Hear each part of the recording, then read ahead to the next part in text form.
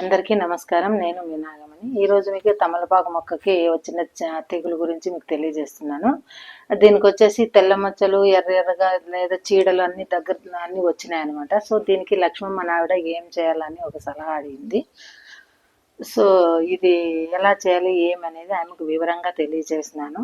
So ఇప్పుడు ఆమెకు వచ్చేసి వేపాకు, తెల్లగడ్డ అంటే వెల్లుల్లి, పసుపు కలిపి అవి అంతా వేపాకును తెల్లగడ్డ రుబ్బేసి పసుపు కలిపేసి ఆ చెట్టుకి నీళ్లు కలిపి స్ప్రే చేయమని చెప్పినాను. ఆమె అందాజుగా కొంచెం ఆకు, కొన్ని తెల్లగడ్డలు, కొంచెం పసుపు పొడి వేసేసి ఒక 5-6 లీటర్ల నీళ్ళు వేసేసి దాన్ని వడగట్టుకొని ఆమె స్ప్రే చేసిందనమాట. తమలపు బాటిల్లో పోసుకొని. సో ఆమె ద్వారా కూడా మీకు కొన్ని విషయాలు తెలియజేస్తాను. చూడండి, ఇప్పుడు ఆమె బకెట్ నీళ్లు అన్నీ రెడీగా పెట్టుకుంది.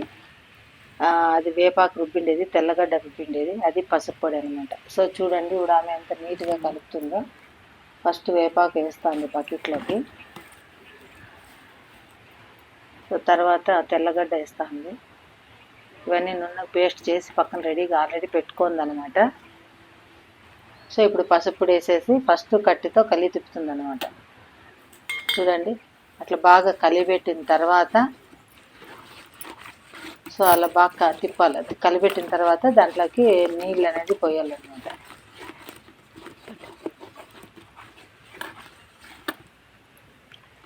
చూడండి, ఇప్పుడు నీళ్ళు పోస్తుంది.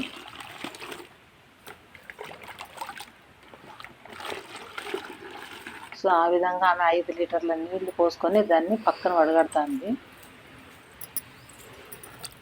చూడండి ఎంత నీట్గా, ఆమెకి ఎంత ఓపికతో తమలపాకు చెట్టు బాగుండాలనే ఒక కోరిక అమ్మకి పెంచుకోంది కదా ఇంటి ముందర. సో చూడండి, ఇప్పుడు దాన్ని వడగట్టేసి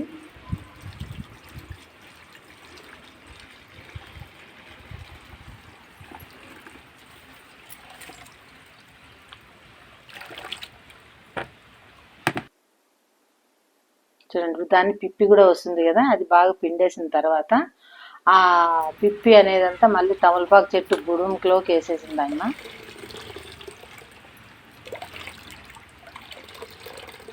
చూడండి, అలా బాగా పిండాలన్నమాట.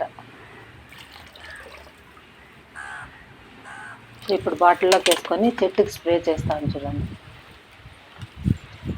ప్రతి ఆకు ప్రతి కొమ్మకి చేస్తాను ఆమె నిదానంగా ఓపికతోన.